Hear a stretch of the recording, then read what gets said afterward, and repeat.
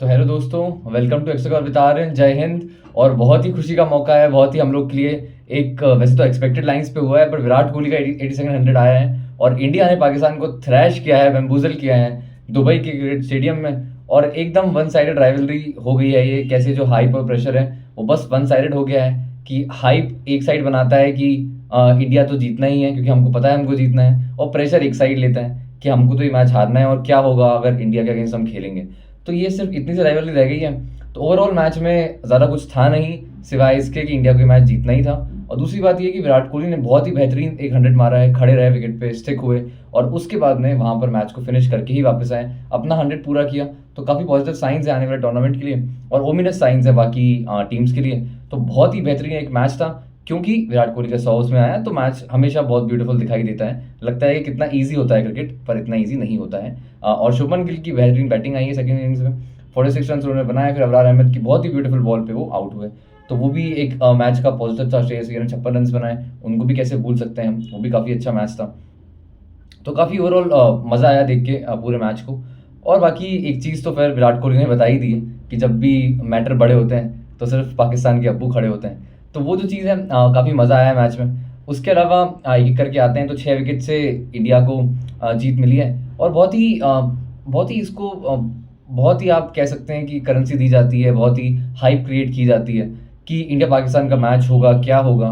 पर जितने भी आप इस टाइम में जाएंगे, जितने मैचेस हुए हैं, इंडिया का वन साइडेड क्लियर डोमिनेंस रहा है उसमें और किसी को कोई डाउट नहीं रहा है कि क्या होने वाला है। तो उसमें जो भी साइड्स हैं, हमारा अपना स्टार स्टार स्पोर्ट्स वो चीज़ करता है क्योंकि उनको उसको सेल करना है, वो बात समझ में आती है। लेकिन इतना ज़्यादा भी इसको अब आई डोंट थिंक कि इतनी करेंसी इसको देनी चाहिए क्योंकि नॉर्मल मैच रह गया है। क्योंकि शायद इंडिया बांग्लादेश का मैच जो था वो इससे बहुत क्लोज था और ऐसी डिफरेंट टीम्स जो कि इंडिया को चैलेंज कर सकती हैं बजाय पाकिस्तान के। पाकिस्तान को यूएसए चैलेंज कर सकती है, पाकिस्तान को जिम्बाब्वे चैलेंज करती है। बाबर आजम को बहुत ही अच्छा लगता है क्रिस्टोफर मोफू को चौका मार के, ब्लेसिंग मुजराबानी को चौका मार के, क्योंकि बुमराह को वो मार नहीं सकते। तो उतनी सी राइवलरी रह गई है। अब वही बात है कि एक एक करके बात करते हैं हर एक चीज़ के बारे में। सबसे पहले हम देखते हैं दुबई में जो मैच था, ये दुबई की कंडीशंस क्या थी। तो इस मैच में कंडीशंस जब सुबह की हम बात कर रहे हैं, जब पाकिस्तान खेल रही थी वहाँ पे आफ्टरनून में, तो उस टाइम में थोड़ी सी कंडीशंस ड्राई थी। अब ड्राई कंडीशंस यहाँ भी थी, बांग्लादेश के मैच में भी थी, लेकिन जो बांग्लादेश के मैच की कंडीशंस थी वो ज़्यादा स्लोअर साइड पे विकेट था, वहाँ ज़्यादा ड्राई कंडीशंस थी और वो एज इट इज़ मैच में रह गई। पर यहाँ पे जो ड्राई कंडीशंस थी, पहली बात तो यहाँ पे दूसरा पिच यूज़ हुआ था, जो कि उस दिन यूज़ हुआ था उससे डिफरेंट था। तो यहाँ पे कंडीशंस थोड़ी सी कम ड्राई थी, लेकिन बहुत अच्छे से यूज़ किया उसको इंडिया के स्पिनर्स ने, बहुत अच्छे से यूज़ किया उसको डेथ में आके हर्षित राणा ने भी। अगर आप चाहें पंड्या को देखें, पंड्या ने भी बहुत अच्छे से उसको यूज़ किया। शमी ने अनफॉर्चुनेटली बहुत अच्छे से कटर्स को यूज़ नहीं किया, बहुत फिट नहीं दिखाई दिए मैच में। तो आप कह सकते हैं कि ठीक है, कुछ चीज़ों को एग्जीक्यूट नहीं कर पाए, लेकिन ओवरऑल शमी का रोल भी इस मैच में था। और बस I just want to see him कि आने वाले मैचेस में वो आखिरी में आके कम से कम जब वो डेथ बॉलिंग करे तो उस टाइम पे कटर्स का ज़्यादा यूज़ करे दुबई जैसी कंडीशंस में, क्योंकि वरना आप रन के लिए जाएंगे और आज गए भी आप डेथ में जाके, तो वो चीज़ ना हो तो अच्छा है। तो पिच में कंडीशंस यही थी कि ड्राई थी और मैच में एज इट इज़ रह गई वो, कोई ज़्यादा ड्यू यहाँ पे आया नहीं है, ड्यू आना भी नहीं है आने वाले टाइम में भी, क्योंकि मैच बहुत जल्दी से ख़त्म हो रहे हैं, 8:30 बजे मैच खत्म हो रहा है, जो कि रात लगने ही वाली होती है और उसमें मैच खत्म हो जाता है। तो ऐसे में ड्यू आपको ज़्यादा दिखाई नहीं देगी। सबसे पहले बात करते हैं टॉस के रिजल्ट की। तो ज़्यादा फेवरेबल चॉइस ये थी इस मैच में। वैसे इस पिच को देखते हुए शायद हम मैच के बाद कह सकते हैं कि बाद में बैटिंग करना ईजी होता, लेकिन बात यह है कि अभी तक जो दुबई में हम मैचेस देख रहे थे, जो पहला मैच हमने इंडिया बांग्लादेश का भी देखा, वहाँ पे विकेट और स्लो होता गया और जब ड्यू नहीं आएगी तो आप ये मान के चलते हैं कि विकेट स्लो होता जाएगा। तो ऐसे में पाकिस्तान ने जो चूज़ किया वो गलत चॉइस नहीं थी, बट जो एग्जीक्यूशन उनका था वो कम्प्लीटली फेल हो गया। उनके कैप्टन अपने मोहम्मद रिजवान, फुल टाइम मौलवी, पार्ट टाइम क्रिकेटर, बहुत ही ख़राब इनिंग्स खेल के इन्होंने अपनी टीम को हराया है। कैप्टन खुद हैं, उसके बावजूद उनको लीडिंग फ्रॉम द फ्रंट करना चाहिए। तो वो एकदम क्या मेरे मुँह से कुछ निकल जाएगा देख के ऐसे गेम को। तो वही चीज़ है। तो पाकिस्तान ने पहले बैटिंग की यहाँ पे 241 रन का टारगेट दिया इंडिया को।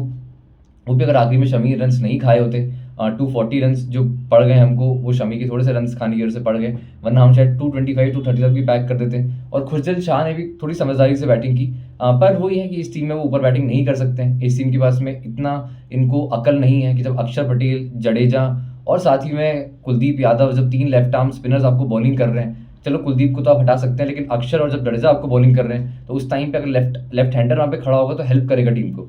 तो इनको इतना नहीं पता है कि ऐसे में आप खुशदिल को प्रमोट कर सकते हैं ऊपर, ये चॉइस होती है।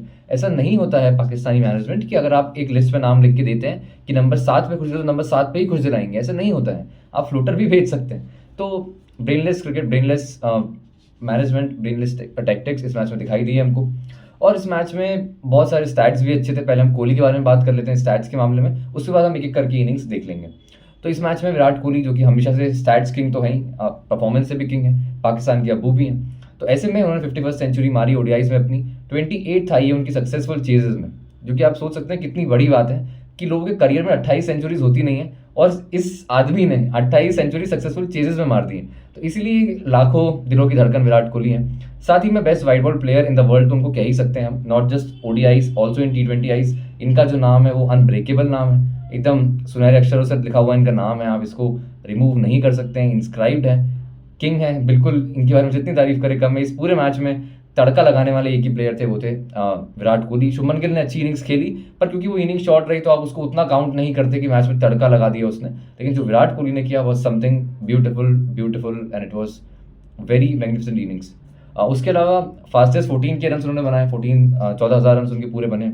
और बात यह है कि फास्टेस्ट बने हैं बहुत से, मतलब सचिन से और कुमार संगकारा से बहुत ही कम इनिंग्स बने, दोनों से कम 100-150 का डिफरेंस आ रहा है। तो ये कोई बहुत इजी चीज़ नहीं है जो कि हम बात कर रहे हैं, जो कि ये लगता है हमको कि बहुत इजी चीज़ होता होगा करना, जो ये करके हमको दिखा देते हैं, पर ऐसा नहीं होता। क्योंकि जो लेजेंड्स किए हैं आप उनको इस तरीके से पीछा कर रहे हैं कि आप उनके रिकॉर्ड्स को एकदम छोटा बता दे रहे हैं, तो बहुत बड़ी बात है। दूसरी बात, 82nd सेंचुरी उनकी बन चुकी है इंटरनेशनल क्रिकेट में। 100 सेंचुरीज हैं सचिन तेंदुलकर की, all time great, God of cricket, है ना। तो उनके पीछे ही अभी खड़े हुए हैं। 71 सेंचुरीज का रिकॉर्ड बहुत पहले तोड़ चुके हैं रिकी पॉन्टिंग का। तो बहुत ही क्रूज कर रहे हैं जल्दी से कि मैं फटाफट उस रिकॉर्ड को तोड़ूं। बहुत साल क्रिकेट है इनके अंदर, मुझे ऐसा लगता है 2-3 साल कम से कम खेल सकते हैं, 3 साल पूरे खेल सकते हैं। इनकी फिटनेस एकदम बरकरार है। इस मैच में फिटनेस आप सबसे पहले इनकी देखिए, इन्होंने रनिंग बिटवीन द विकेट्स कितने सुंदर तरीके से किए हैं। इन्होंने 72 रन बनाए हैं रनिंग बिटवीन द विकेट से, डबल से, सिंगल से। तो आपको कहाँ देखते हैं 36 साल के ऐसे नौजवान जो कि इस तरीके के काम कर रहे हो। तो बहुत ही एकदम अलग अलग सी इनिंग्स ये थी। और बहुत से फैंस फिर से जाग चुके होंगे कि चैंपियंस ट्रॉफी में अब इंडिया को जिताएंगे और कुछ उनको रिजल्ट नहीं चाहिए होगा, बिल्कुल पीछे लग जाएंगे इंडियन टीम के। तो बिल्कुल हम उम्मीद करेंगे कि वो हो। उसके अलावा अगर और हम बात करें, 65.5 का एवरेज है इनका वाइल चेजिंग, 65.5 का एवरेज, जो कितनी बड़ी बात है। तो बिल्कुल लेजेंडरी प्लेयर है, लेजेंडरी काम करते आए हैं। इस मैच में परफॉर्मेंस भी ऐसा दिया है। दूसरी बात, आज इनकी, वैसे कोहली के बारे में बात थोड़ी कम करते हैं क्योंकि आगे फिर से जब इंडिया की बैटिंग के बारे में बात करेंगे तब कर लेंगे, क्योंकि इनके बारे में बात खत्म नहीं होती, कम से कम मेरे दिल में। तो पाकिस्तान के एक बार स्कोर कार्ड पे नज़र डाल देते हैं, उनकी बैटिंग पे क्या उन्होंने काम किया। तो सबसे पहले हम देखते हैं इमाम उलक को आज मैच में खिलाया गया, उनको स्क्वाड में शामिल किया गया फखर जमान के रिप्लेसमेंट के तौर पे। अब इमाम उलक क्यों आए हैं, इन्होंने वार्म अप में 98 रन बना दिए शाहीन से खेलते हुए against Bangladesh, if I am not wrong. तो ऐसे में इमाम उल हक जो हैं वो, पहली बात तो दोस्ती यारी का कल्चर इनके वहाँ पे चलता है। इंजमाम उल हक के भतीजे और पॉलिटिक्स जो इनके वहाँ इतनी एक्टिव रहती है, उसके एक बहुत ही बड़े रिप्रेजेंटेटिव कि आप मुझे क्यों खिलाएंगे, क्योंकि मैं इंजमाम का भतीजा हूँ। इमाम उल हक से बेटर चॉइसेस इनके पास में थी, पर इमाम इस मैच में आए हैं तो ठीक है, वो आए हैं बहुत ही अच्छे से, खुद को रन आउट करके चले गए, बहुत ही अच्छे से थ्रो करके गए, विकेट रन नहीं था। अक्षर पटेल वहाँ सामने थे, बाबर आजम नहीं फील्डर थे, अक्षर पटेल फील्डर थे, उनसे रन आउट ये हो गए और चले गए। उसके बाद बाबर आजम 23 रन बनाए 26 बॉल्स पे, कुछ अच्छी कवर ड्राइव्स मारी उन्होंने। पर बाबर आजम जब भी अच्छे दिखते हैं वो छोटी इनिंग्स ही खेल पाते हैं, क्योंकि लंबे इनिंग को खेलने का उनके पास टैलेंट नहीं है, ना उनके पास कंपोजर है, ना उनके पास वो क्लास है। तो ऐसे में आप वो उम्मीद कर सकते हैं कि वो होगा। 23 रन पे आउट हुए। पंड्या की ऑर्डिनरी बॉल थी, कोई उसमें बहुत अलग चीज़ नहीं थी, अपनी लेंथ को मिक्स करते हैं, उसमें आउट हो गए। ये तो हर बॉलर करता है, तो इसमें कुछ पंड्या ने कुछ भी स्पेशल नहीं किया, पर ये प्लेयर इतना ऑर्डिनरी है कि ऐसे आउट हो जाता है। सऊद शकील की तारीफ करनी पड़ेगी, 80 का स्ट्राइक उन्होंने मैनेज किया ज़रूर, लेकिन इस मैच में अगर 270-280 बना रही थी पाकिस्तान तो इंडिया को बहुत प्रॉब्लम्स हो सकती थी। क्योंकि जब आप देखते हैं 241 चेज करना है तो आपके लिए 10 ओवर्स में अगर आपने अच्छा कर दिया, जो कि इंडिया ने किया, वहाँ पे मैचेस पलट जाते हैं पूरी तरीके से, इतने छोटे से जब रन होते हैं तो। और 30-40 रन यहाँ पे छोटे नहीं होते, उसके बाद जब आप देखते हैं ना 270 चेज करने, वहाँ पे 30-40 रन का बहुत वैल्यू हो जाता। ऐसे में 62 रन सऊद शकील ने यहाँ पे बनाए। सऊद शकील नंबर 3 के प्लेयर कभी नहीं थे, इन्होंने बनाया उनको, कोई बात नहीं, अच्छा खेल के दिखाया उन्होंने इस मैच में। सऊद शकील की एक और बात ये भी करेंगे कि ये प्लेयर वर्सेटाइल प्लेयर दिखता है थोड़ा, इसको थोड़ा सा नीचे बैटिंग करा सकते हैं, नंबर 4 पे करा सकते हैं, और रिजवान को नंबर 4 से फेंक दीजिए। तो साउथ शकील 62 रन्स बना के गए। और दूसरी बात ये भी है कि इन्होंने ये स्पिन को अच्छा खेलते हैं, तो जब ये नीचे आएँगे तो ये स्पिन को काफ़ी अच्छे से डिफेंड भी करते हैं, रन्स निकालने आते हैं, कट अच्छा मारते हैं, पुल अच्छा मारते हैं। पेस के अगेंस्ट थोड़े से प्रॉब्लम्स इनको होते हैं, पर स्पिन को क्योंकि बहुत अच्छा खेलते हैं, इस वजह से इनको थोड़ा-सा आप और नीचे कर सकते हैं। और आप कामरान गुलाम को ऐड कर सकते हैं, कामरान गुलाम बिल्कुल आपके लिए बहुत अच्छा काम कर सकते हैं। सलमान अली आगा को आप ऊपर बैटिंग करा सकते हैं, उन्होंने भी काफ़ी अच्छा काम किया है, उनको टाइम नहीं मिल पा रहा है उतना इनिंग्स में। वो जिस टाइम पे आते हैं उस टाइम पे बिल्कुल कोलैप्स करा चुके होते हैं आप, या तो एकदम से विकेट्स गिर रहे होते हैं, बॉल्स कम बची होती हैं। ऐसे में आप सलमान अली आगा को उम्मीद करते हैं कि वो हर चीज़ करके दे दें आपको, तो ऐसे काम नहीं चलता। टीम गेम है और ये टीम से ही चलता है। और मतलब इसलिए टीम में प्लेयर्स अच्छे होने ज़रूरी है, ना कि बाबर आजम जैसे, मोहम्मद रिजवान जैसे, वो भी एक चीज़ है। तो रिजवान ने बनाए 46 रन 77 बॉल्स पे, 59 का स्ट्राइक रेट इनका रहा है। तो रिजवान बीइंग रिजवान, ये क्यों इस टीम के कैप्टन है, क्यों इस टीम में इनको बहुत रिस्पेक्ट दी जाती है, समझ से परे है। लिपस्टिक लगाने के मार्क्स अगर होते तो इनको फुल मार्क्स मिलते हैं। और दूसरी बात, रिजवान अगर मौलवी होने के मार्क्स मिलते क्रिकेट में तो भी इनको मिल जाते, पश्तून बोलने के मार्क्स मिलते तो वो भी इनको मिल जाते। तो ऐसे में रिजवान जो है वो किस लिए इनके कैप्टन है, समझ से परे, टैक्टिकली एकदम ब्रेनलेस काम करते हैं, आराम से इंडियन टीम को जीतने दे रहे थे। दूसरी बात, इसके पहले भी जो मैच था वहाँ पे इन्होंने बिल्कुल, मैं उस बारे में बात कर चुका हूँ पुराने वीडियोज़ में, आप उसके बारे में जाके देख सकते हैं। बांग्लादेश और सॉरी न्यूजीलैंड और पाकिस्तान के मैच में भी मैं उसमें बात कर चुका हूँ इस बारे में, तो आप वहाँ पे समझ सकते हैं इस चीज़ को। और तो रिजवान ने बनाए 46 रन्स, बहुत ही, ये पहली बात तो ये प्लेयर नंबर 6 से ऊपर बैटिंग नहीं करना चाहिए, लप्पेबाज है, लेग का लपेड़ू है, इसके पास ऑफसाइड के शॉट्स नहीं हैं, ना ये क्लास बॉलिंग को खेल सकता है, ना ये क्वालिटी पेस को खेल सकता है, ना ये बहुत ही अच्छी स्पिन बॉलिंग को खेल सकता है। ये बस डिफेंड करने आता है। इसको किसी ने बोल दिया है कि आपके अंदर एम एस धोनी हमको दिखाई देता है, तो ये एम एस धोनी वाले काम करना चाहता है कि डीप तक जाना चाहता है, पर ये डीप तक नहीं जा पाता है, पर ये डीपली हर्ट कर देता है अपने पाकिस्तानी फैंस को। तो इसको ये अनजान है अपनी इन शक्तियों से, तो इसको प्लीज़ एहसास करा दिया जाए कि ये ख़राब प्लेयर है पाकिस्तान के लिए। रिटायर हो जाए तो अच्छी बात है, क्योंकि मौलवी होने से कुछ नहीं होता क्रिकेट में। तो ये बात है। सलमान अली आगा 19 रन बना के गए, खराब शॉट मार के गए, अच्छा खेल सकते थे। यही वो प्लेयर है जिस पे पाकिस्तान बैन करती आई है इतने टाइम में कि आप ही करो, क्योंकि बाबर रिजवान तो नाम के प्लेयर्स हैं, और एक तो कागज़ से किंग है और एक तो मौलवी हैं। तो ऐसे में आपको करना था, पर आप भी फेल हुए, खराब शॉट मारा। तैयब ताहिर क्यों खेल रहे हैं अब इस टीम में, समझ से परे हैं। और कामरान गुलाम बाहर बैठे हैं इनके लिए। कामरान गुलाम को आप किसी की जगह भी खिला सकते हैं, टॉप मतलब ओपनिंग से लेकर नंबर 6 तक वो खेल सकते हैं, लेकिन नहीं, आपको उनको नहीं खिलाना है। ज़िद बना चुकी है। अब उनको आखिरी मैच आप दे देंगे, थर्ड मैच, जो कि अब ऑलमोस्ट डेड रबर दिखाई दे रहा है कि Pakistan out of the championship है अब। ऐसे में अब आप कामरान गुलाम को दे देंगे, जो कि आपको जिताता आया है इतने टाइम में, टेस्ट में अच्छा किया है, ओडीआईज में अच्छा किया है, रन्स बनाए हैं साउथ अफ्रीका में जाके। ऐसे में आपने उनको बाहर बिठा दिया है, तो एकदम ही ब्रेनलेस काम। खुशदिल 38 रन्स बना के आउट हुए। अच्छी बैटिंग की इन्होंने भी, तारीफ़ करनी पड़ेगी इनकी, वरना इनके रन्स नहीं बनते तो शायद इतना स्कोर इनका बिल्कुल भी नहीं हो पाता। दूसरी बात, शमी की बॉलिंग करेंगे, शमी की बॉलिंग के बारे में बात करेंगे। 0 विकेट्स उन्होंने लिए, थोड़े से रस्ती दिखाई दी, थोड़ी सी इंजरी प्रोन, आज इंजरी भी उनको हुई, थोड़ा मसाज भी लिया बीच में जाके। तो आप मान सकते हैं कि शमी शायद थोड़ा सा फिटनेस का इशू उनको इस मैच में हुआ, तो हम उनको एक्सक्यूज़ कर सकते हैं। पर आने वाले मैच में हम देखना चाहेंगे कि शमी फिट हो जाएँ, क्योंकि अभी टाइम भी है, अभी 6 से 7 दिन का टाइम है अगले मैच में, तो शमी के पास टाइम है, वो रिकवर करके आ सकते हैं। हर्षित राणा काफ़ी अच्छे पेस बॉलर रहे इस मैच में। उन्होंने सबसे अच्छी बात उनकी ये लगी कि पहली बात तो अब जो वो पहले स्ट्रगल कर रहे थे अपनी लाइन लेंथ से, न्यू बॉल से कम लाइन लेंथ पे थोड़ा सा आए हैं। हम कहेंगे कि उतने भटके हुए नज़र नहीं आ रहे, थोड़ा सा आ रहे हैं लाइन लेंथ पे, तो वो एक अच्छे साइन है। दूसरी बात, डेथ ओवर्स में आके ये सिर्फ कटर्स फेंक रहे थे, लुकिंग एट द कंडीशंस। इनकी स्ट्रेंथ रही है कटर्स, आईपीएल में भी इन्होंने काफ़ी कटर्स फेंकी है। ऐसे में स्लोअर बॉल्स और कटर्स यहाँ पे फेंकना वॉज अ ब्रिलियंट मूव, क्योंकि यहाँ पे इस पिच पे स्लो विकेट पे आपको ज़रूरत है उसकी। ड्राई कंडीशंस में आप बहुत अच्छे से काम ले सकते हैं डेथ बॉलिंग में आके उससे, तो वो उन्होंने किया। Hardik Pandya pick of the bowler बिल्कुल कहेंगे उनको, 2 विकेट्स उन्होंने लिए हैं, 8 ओवर्स में 31 रन दिए हैं, बाबर आजम को आउट किया, और एक और विकेट उन्होंने लिया साउथ शकील का, जो कि सेट बैटर थे उस टाइम पे, बिल्कुल बिना पोजीशन में आके पुल मार गए उसको और आउट हो गए हार्दिक पांड्या को। अक्षर पटेल 10 ओवर्स 49 रन से 1 विकेट उन्होंने लिया, अच्छी बॉलिंग कर रहे हैं ये भी। और कुलदीप यादव 9 ओवर से 40 रन और 3 विकेट्स। कुलदीप यादव वर्ल्ड के बेस्ट स्पिनर में से एक हैं, मैं उनको बेस्ट स्पिनर भी कहूँगा, क्योंकि ये एकदम लाजवाब बॉलर हैं, इनके पास डिफरेंट वेरिएशंस हैं, बिल्कुल भी मतलब इनकन्सिस्टेंसी दिखती ही नहीं है। आप इनको नहीं देखते कि ये ओकेजनली भी शॉर्ट बॉल गिरा दें और छक्का खा लें उस पर। तो ऐसे बॉलर्स हमारे पास बहुत बड़ी लग्जरी है, वी आर वेरी फॉर्चुनेट कि हमारे पास ऐसे बॉलर्स हैं, ऐसे प्लेयर्स हैं। विराट कोहली जैसे प्लेयर्स हैं, कुलदीप यादव जैसे प्लेयर्स हैं, बुमराह जैसे प्लेयर्स हैं। तो ऐसे में कुलदीप यादव ने जो काम किया है आज, वो भी तारीफ़ के काबिल चीज़ है बिल्कुल। और डेथ में बॉलिंग करने आए थे, डेथ में जब ओवर्स कम थे, वहाँ पे स्पिनर्स को यूजुअली स्ट्राइक किया जाता है, वहाँ पे इन्होंने डिफरेंट टफ टास्क को लिया और वो काम उन्होंने किया। रविंद्र जडेजा 7 ओवर से 40 रन दिए, 1 विकेट उन्होंने भी लिया। तैयब ताहिर को उन्होंने बोल्ड किया। बॉल में कुछ भी स्पेशल नहीं था, पर तैयब ताहिर क्योंकि वो दूध वाले जैसी पर्सनैलिटी लेके आते हैं, पर्सनैलिटी के मामले में चलो ठीक है, उनको हम मार्क्स नहीं देंगे। डोमेस्टिक में ठीक किया है उन्होंने, लेकिन इस जगह पे नंबर 6 का स्पॉट डिजर्व नहीं करते थे।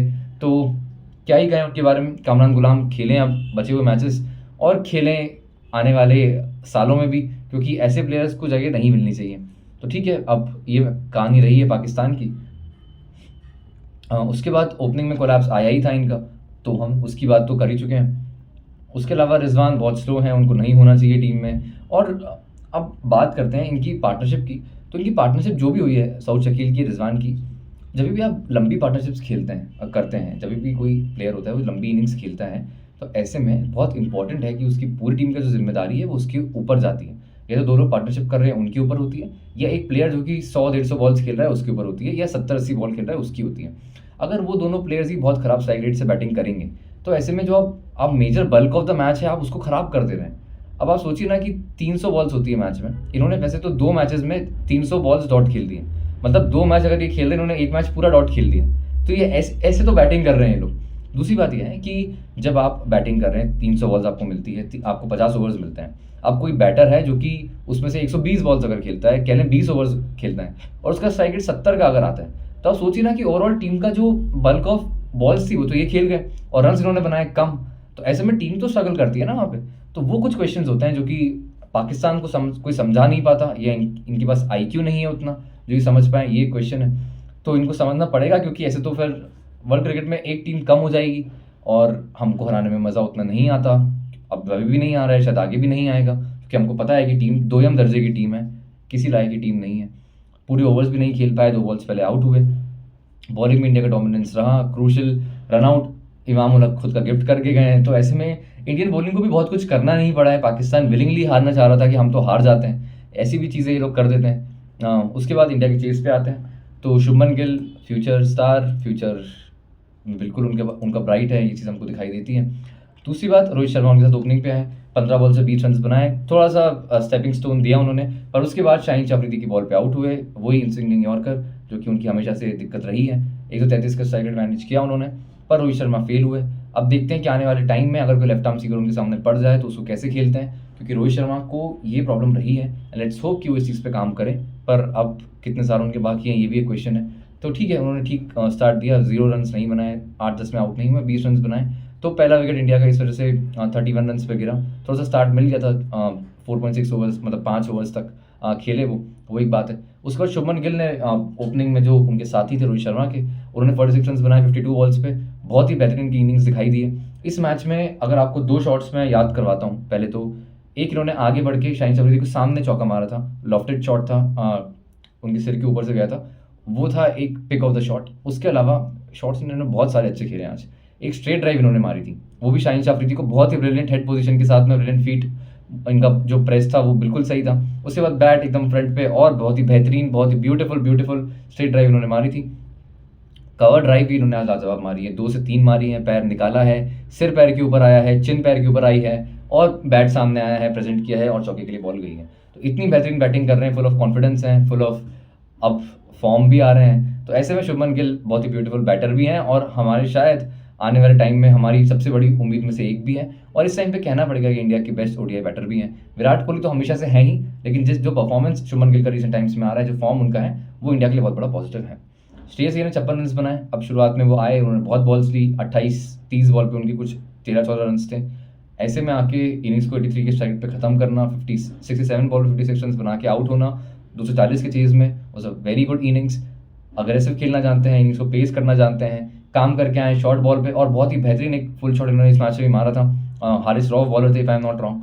तो ऐसे में काफ़ी इंडियन टीम अच्छी दिखाई दे रही है, तो बहुत ही ज़्यादा खुशी हमको अंदर से हो रही है, वो एक चीज़ है। उसके अलावा हार्दिक पांड्या आए थे पूरी कोशिश के साथ में कि कोहली का 100 नहीं होने दूंगा, जैसे मैंने गिल का 100 नहीं होने दिया था उस दिन, और जैसे तिलक वर्मा को मैंने 50 नहीं करने दिया था, वैसे ये प्लेयर हैं। तो बहुत लोगों ने, फैंस ने उम्मीद की कि ये आउट हो जाएं ताकि विराट कोहली 100 कर पाए, और ये आउट हुए किस्मत से, और विराट कोहली 100 कर पाए, वरना ये इंसान किसी को बनाने कुछ नहीं देगा।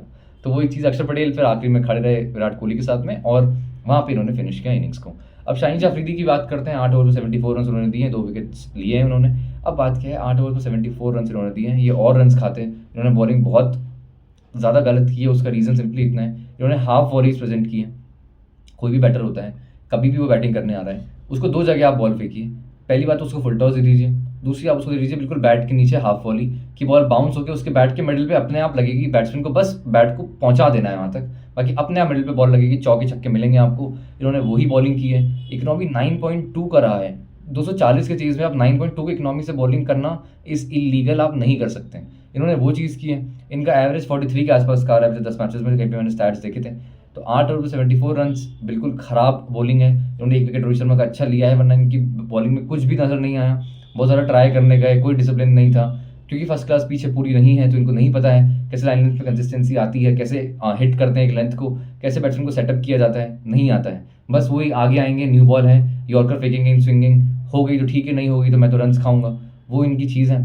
इस मैच में पेस भी दिखाई दिया, 7 वाइड्स इन्होंने फेंकी है आज।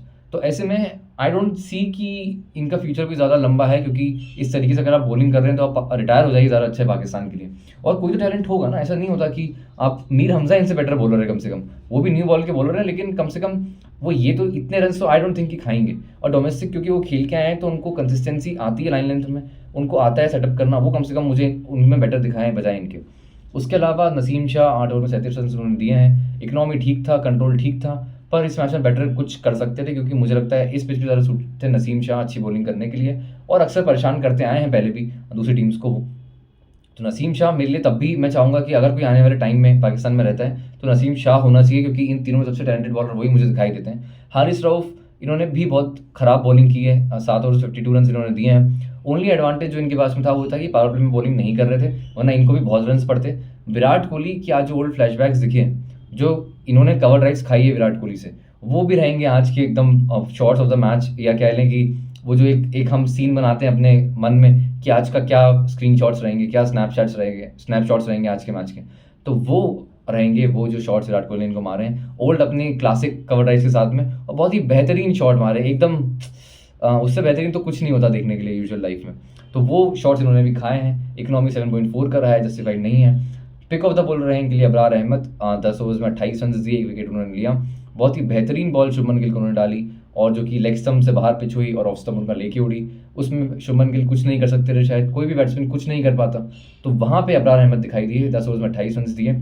विराट कोहली को थोड़ा सा शांत रखा, 2.8 के इकोनॉमी से रन दिए, काफ़ी अच्छे साइंस पाकिस्तान के लिए कि कम से कम उन्होंने अच्छा किया है, जो कि इनके लोन स्पिनर थे।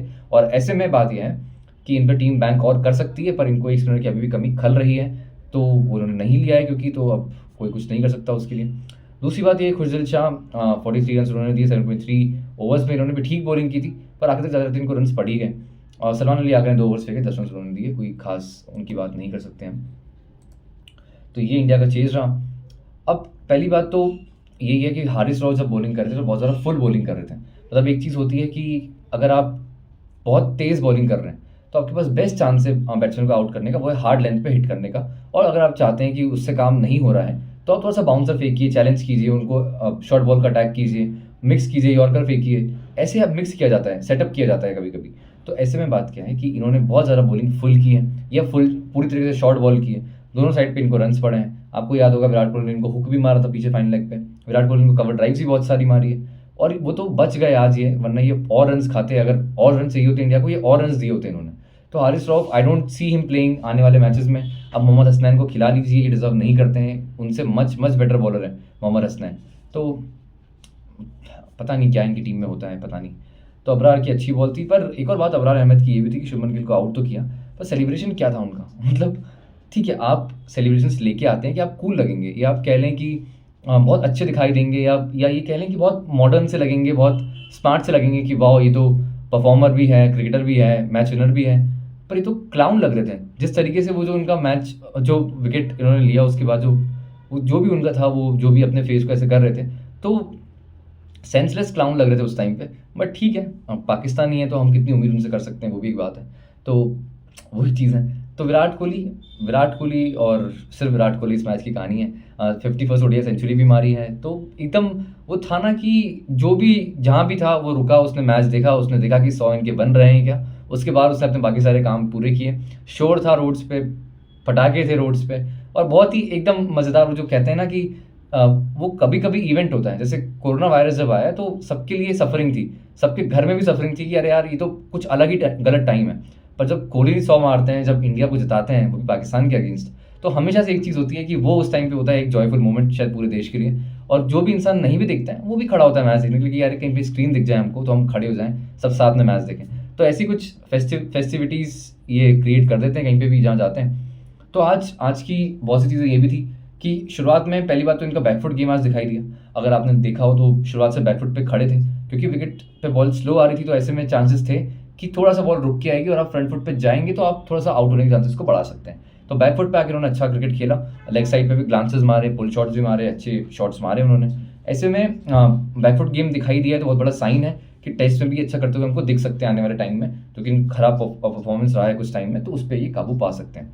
दूसरी बात ये भी है कि बहुत प्रेशर को सोक करने की कोशिश कर रहे थे, क्योंकि अगर उस टाइम पे कोहली नहीं होते, वहाँ पे कोई और प्लेयर होता, तो शायद वो अपना विकेट थ्रो कर जाता, क्योंकि एक टाइम था जहाँ पे रन्स नहीं बन रहे थे। उस टाइम पे प्रेशर बनने के बाद में बहुत से बैट्समैन यही करते हैं, एक्सपीरियंस नहीं होते हैं, उतना क्लासी नहीं होते हैं, तो उनको लगता है कि हम शायद छक्का मारने जाएँ और आउट हो जाते हैं ऐसे में। तो विराट कोहली ने वो चीज़ की कि वहाँ पे उन्होंने अपना विकेट नहीं खोया, जहाँ पे ज़रूरत थी टीम को उनकी खड़े रहें, और ऐसे में क्या है कि आप कोलैप्स को प्रिवेंट कर लेते हैं। तो विराट कोहली इसलिए भी ये इनिंग्स उनकी बहुत अच्छी है। और दूसरी बात, उनका जो स्ट्राइक रेट है बिल्कुल ऐप्ट है कंडीशंस के हिसाब से। जैसे मैं पहले के वीडियोज़ में बात कर रहा था, जैसे टीम को 240 रन चाहिए, इनका स्ट्राइक रेट जो है वो 111 बॉल पे 100 रन इन्होंने बनाए, तो स्ट्राइक रेट करीब 88 का होना चाहिए। एक बार मैं चेक भी कर लेता हूँ, थोड़ा मैथ्स मेरा वीक भी है। तो 90 का स्ट्राइक रेट इनका आया है मैच में। तो जो 90 का स्ट्राइक रेट है, अगर हर बैट्समैन 90 के स्ट्राइक रेट से खेलता है तो टीम का स्कोर बनता है 270 टीम बनाती है। टीम को चाहिए 241 रन चेज़ करने हैं। तो 270 जब बन रहे हैं तो मतलब वो अच्छा कर रहे हैं, क्योंकि ऊपर है उससे, उनके पास सरप्लस में स्ट्राइक रेट है उनके पास में। तो ऐसे ऐसे खेला जाता है क्रिकेट को कि अगर कोई बैट्समैन ज़्यादा बॉल्स खेल रहा है, जैसे विराट कोहली ने इस इनिंग्स में खेली है, तो ऐसे में आप वो चीज़ कर सकते हैं कि आप एक्स्ट्रा बॉल्स ना कंज्यूम करें, डॉट्स बॉल ज़्यादा ना करें, और आप स्ट्राइक को रोटेट कीजिए। आप बाउंड्रीज जहाँ मिले आप मारिए और स्ट्राइक को रोटेट करते रहिए, डॉट्स कम से कम। तो रिजवान बाबर को ये चीज़ कौन सिखाए, उनको ये चीज़ समझ में आनी चाहिए। पाकिस्तानी फैंस, उन पर भी दया आती है कि कैसे वो इनको देखते हैं खेलते हुए। ये भी बहुत बड़ा चैलेंज है। अच्छा है कि हम यहाँ इंडिया में हम लोग पैदा हुए हैं। तो ये एक चीज़ है। 14,000 रन्स पूरे किए, एकदम जितनी तारीफ़ करें, best chaser in the world, best white ball batter in the world, best player हो जाएंगे अगर थोड़ा टेस्ट में भी और अच्छा कर लें, तो हमेशा हम बात करेंगे हम इनकी कि टेस्ट के भी गोट हैं ये। तो बिल्कुल ही एकदम अलग ही इनिंग्स खेल के गए हैं। खुशी का तो कल से ही ठिकाना नहीं है शायद किसी भी इंडियन का। एक और चीज़ ये भी है कि इस मैच में कैलकुलेटेड अग्रेशन भी हमको दिखाएं। अगर आप शुभमन गिल की इनिंग्स पे जाइए तो शुभमन गिल ने बहुत ज़्यादा स्ट्राइक को रोटेट नहीं किया, क्योंकि पावर प्ले में बैटिंग कर रहे थे, ऑब्वियस सी बात है। तो ऐसे में उन्होंने कैलकुलेट किया, अग्रेशन को सही टाइम पे यूज़ किया, सही बॉल्स को यूज़ किया, फुल टॉस फेंकी, चौका मारा, ओवर पेस बॉल थी, चौका मारा, शॉर्ट बॉल थी, चौका मारा। तो ऐसे में इतना बेहतरीन, जो इतने सुंदर बैटर लगे शुभमन गिल, वो भी एक कहानी थी आज की। दूसरी बात, पाकिस्तान की पेस बॉलिंग भी वीकनेस है। उस बॉलिंग की तारीफ़ करते हैं आई हमेशा से। अभी भी इनके एक्सपर्ट्स बोल रहे होते हैं कि पाकिस्तान की बॉलिंग और इंडिया की बैटिंग का कॉन्टेस्ट है। पर आपको एक चीज़ बता दूँ, इंडिया की बैटिंग तो किसी से भी कंटेस्ट करेगी तो जीतेगी, लेकिन आपकी बॉलिंग कंटेस्ट करने के लायक भी नहीं है, वो एलिजिबल भी नहीं है उस चीज़ के लिए, क्योंकि बांग्लादेश अभी आज मैच खेली बांग्लादेश अपना, उनके पास बेटर बॉलिंग लाइनअप दिख रहा है। मुस्तफिजुर रहमान, तस्किन अहमद, और उनके पास नाहिद राणा आज का मैच खेल रहे हैं, और वहाँ पे बेटर बॉलिंग दिख रही है उनकी, बजाय कि ये फ्रॉड जो इनके बॉलर्स हैं। Naseem Shah is still a good bowler मेरे हिसाब से, पर Haris Rauf and Shaheen Afridi should be thrown out. Shaheen Afridi काम नहीं करना चाहते हैं, उनके पास था, एबिलिटी थी उनके पास में, पर उसके बाद वो उसको खो चुके हैं और पता नहीं क्या ही कर रहे हैं। उनको कप्तानी चाहिए शायद, यही चीज़ है। कोहली ने फिनिश किया गेम को स्टाइल में, चौके के साथ में, बहुत बड़ी कहानी यही थी, और वही पिक्चर परफेक्ट मोमेंट पे उन्होंने एंड किया है। उसके बाद पाकिस्तान का पूरा रिकॉर्ड कंटिन्यू हो रहा है ऐसे टूर्नामेंट में। अब आने वाले मैचेस में उनका एक मैच बाकी है, किससे? बांग्लादेश से। लेट्स होप बांग्लादेश वो मैच भी जीत जाए, ताकि कम से कम इनके क्रिकेट में चेंजेस हों, अच्छी टीम बने, ताकि इंडिया को हराने में मज़ा आए उनको। और ओवरऑल क्रिकेट के लिए अच्छा होता है जब थोड़ा सा कॉन्टेस्ट दिखता है, थोड़ा सा क्लास दिखता है कि कोई बैट्समैन, कोई बॉलर स्किल के साथ में वापस आ रहा है। तो ये सब चीज़ें देखना चाहता है कोई भी इंसान। Kuldeep Yadav best Indian player in the world. Pakistan के अगेंस्ट भी इनके रिकॉर्ड्स काफ़ी अच्छे रहे, पाकिस्तान को हमेशा धोते पीटते आए हैं। तो ऐसे में Kuldeep Yadav our very own son कह सकते हैं इंडिया के, और एकदम बेहतरीन बॉलिंग करते हुए आते हैं, कंट्रोल बहुत ही अच्छा देते हैं। और मैं ये चीज़ को रिपीट इसलिए भी कर रहा हूँ क्योंकि ये चीज़ करना ईजी नहीं है। बीइंग अ रिस्ट स्पिनर, अगर आप एक कंट्रोल से एक लेंथ पे बॉलिंग कर सकते हैं, बिना ओवर पिच जाए या बिना शॉर्ट बॉल किए, तो ये बहुत रेयर टैलेंट होता है। आप नहीं याद कर पाएंगे कि बहुत सारे बॉलर्स ऐसे हैं जो कि ये चीज़ नहीं करते हैं। आदिल रशीद अभी वो काम कर पा रहे हैं, जैम्पा वो काम करते हैं, पर आदिल रशीद भी एक टाइम पे वो चीज़ नहीं कर पाते थे। ये उन्होंने रिसेंट टाइम्स में किया है कि वो एक लेंथ पे स्टिक करना सीख गए, वरना एक टाइम था कि वो बहुत रन शॉर्ट बॉल पे खाते थे, बहुत ओवर पेस बॉल्स करके रन खाते थे। तो ऐसे में ये भी एक कहानी है। तो इंडिया एकदम स्ट्रॉन्ग पोजिशन में है to progress to semis, to win this Champions Trophy final, और एकदम प्रिपेयर्ड होके आए हैं कि जीतने आए हैं। अब ऐसे में चीज़ क्या है कि इनको कुछ टीम्स टक्कर देंगी। न्यूजीलैंड से इनका एक मैच है, हो सकता है सेमीज़ में तो नहीं होगा पर फाइनल में न्यूजीलैंड से इनका मैच हो जाए। और दूसरे साइड से south Africa, Afghanistan, Australia, England को तो मैं आउट ही मान रहा हूँ कि वो नहीं जाएंगे। अफगानिस्तान, ऑस्ट्रेलिया, साउथ अफ्रीका में से कोई 2 टीम्स आएंगी, उनमें से एक का मैच होगा इंडिया से। तो वो भी एक चीज़ होगी कि वहाँ पे भी इंडिया अच्छा करे। पर दुबई की कंडीशंस में यही चैंपियन नज़र आ रहे हैं मुझे, जो कंडीशंस में अडेप्टेबिलिटी इनके पास में है, जो स्पिनर्स की क्वालिटी इनके पास में है, और जो बैटर्स की क्वालिटी इनके पास में है। इनके पास नंबर 3 जो है वो बेस्ट इन द वर्ल्ड है। तो ऐसे में और गिल फॉर्म में, शेसियर फॉर्म में, तो ऐसे में आई डोंट सी कि इनको भी चैलेंज कर पाएगा। ये खुद चैलेंज नहीं होना चाहें तो खुद गलतियाँ ना करें। तो इंडिया का चैंपियंस ट्रॉफी टू विन नहीं है बिल्कुल, और India Champions Trophy to lose है। ये भी एक चीज़ है, क्योंकि अपनी गलती से ही हारेंगे, और इसको अगर हारते हैं तो बहुत बड़ी गलती होगी, क्योंकि इंडिया को जीतना, ये चैंपियंस ट्रॉफी में मैं बहुत बार बोल चुका हूँ, कोई बहुत बड़ी बात नहीं होगी। इंडिया को चैंपियंस ट्रॉफी जीतनी ही है, उसमें कोई इफ्स एंड बट्स है ही नहीं। तो यही बात है कि पाकिस्तान अब ऑलमोस्ट बाहर है, और अभी उनकी जो कैलकुलेटर्स उनके निकलते हैं, जो आईक्यू उनके अंदर नहीं है, पर वो कोशिश करते हैं कि हम कैलकुलेट करें उनकी पॉसिबिलिटीज़ को। दूसरी बात ये भी है कि पॉसिबिलिटीज़ निकालने की कोशिश करते हैं तो ये सोचते हैं नेदरलैंड्स हरा दे ऑस्ट्रेलिया को, नेदरलैंड्स हरा दे इंडिया को, ये ऐसी बातें करते हैं उसके बाद में। तो देखते हैं, वैसे तो बिल्कुल ही आउट है, क्योंकि बारिश हो, मुझे लगता है बारिश ही होगी जो बचा पाएगी इनको, क्योंकि न्यूजीलैंड हराना चाहिए बांग्लादेश को, और वो बहुत स्ट्रॉन्ग टीम है और वो डिजर्व करती है आगे जाना। और ऐसे अपसेट्स नहीं देखना चाहेंगे कि बांग्लादेश किसी अच्छी टीम को हरा रही है, जो कि एकदम ही क्वालिटी उन्हें भी दिखाई दे नहीं रही है बांग्लादेश में भी, वो भी एक चीज़ है। पाकिस्तान का स्ट्रगल है, उनके पास बहुत सारी चीज़ें हैं सही करने की। रिजवान को क्या इनको डिसाइड करना है, क्या कैप्टन रहेंगे, बाबर आजम क्या करेंगे, वो एक चैलेंज रहेगा। कामरान गुलाम क्यों नहीं खेलें, बहुत सी चीज़ें हैं, उनको ड्राइंग बोर्ड पे जाना होगा, काम करना होगा, और कुछ भी करके भी विराट कोहली से हारना होगा, क्योंकि Virat Kohli is a hard nut to crack, India is a hard nut to crack. आप ऐसे ही उठ के नहीं आ सकते कि चलो आज इंडिया को हराएंगे। इंडिया आपको बता देगा। वॉर्स की बात कर लें, क्रिकेट की बात कर लें, मजाक की बात कर लें, मजाक आप हैं और हम सब जगह चैंपियन हैं, वो एक चीज़ है। पाकिस्तान का स्ट्रगल चल ही रहा है, उनको मिरेकल चाहिए, और स्ट्रगल उनका चलता रहेगा जब तक कि मोहसिन नकवी कुछ अच्छी सर्जरी नहीं करेंगे, और सर्जरी की जब तक सिर्फ बातें होंगी तब तक कुछ काम नहीं होगा। तो वो एक चीज़ है। बाकी ओवरऑल तो इस मैच में यही कह सकते हैं कि विराट कोहली चैंपियन है, चैंपियन रहेंगे, बेस्ट वाइट बॉल बैटर हैं, और हमारी दिलों की धड़कन है। और ऐसे में जो भी उन पर क्वेश्चन रेज करता है कि उनको ड्रॉप करेंगे, उनको समझ जाना चाहिए कि वो पाकिस्तान के अब्बू हैं और वो इंडिया के बेस्ट प्लेयर हैं। ऐसे में हमको थोड़ा सा उनको मानना पड़ेगा कि उनका फॉर्म आ सकता है, जा सकता है, पर he is here to stay. Class permanent होती है, फॉर्म कभी कभी ऊपर नीचे हो सकता है। तो ठीक है, ये हम इस नोट पे एंड कर सकते हैं इस वीडियो को, और मुझे चाहिए आपका बहुत ज़्यादा सपोर्ट, तो प्लीज़ कीजिए लाइक, शेयर एंड सब्सक्राइब। ऐसे वीडियोज़ आते रहेंगे, मैं लाइव आने की कोशिश करूँगा। थोड़ा सा बिजी रहा था रिसेंट टाइम्स में एग्जाम्स एंड ऑल के साथ में, तो आई होप आप लोग सपोर्ट करेंगे और चैनल को प्लीज़ हेल्प कीजिए ग्रो करने में। बाकी हम कम्युनिटी बनाएंगे जिसमें हम एक दूसरे से बात करेंगे, इंटरेक्शंस होते रहेंगे, और कोशिश करेंगे उसके बाद में कि कभी हम क्रिकेट खेल पाएँ, कभी हम मिल पाएँ, और क्रिकेट के बारे में एंडलेसली बातें कर पाएँ। तो अपना ध्यान रखिए, तब तक के लिए good night and take care.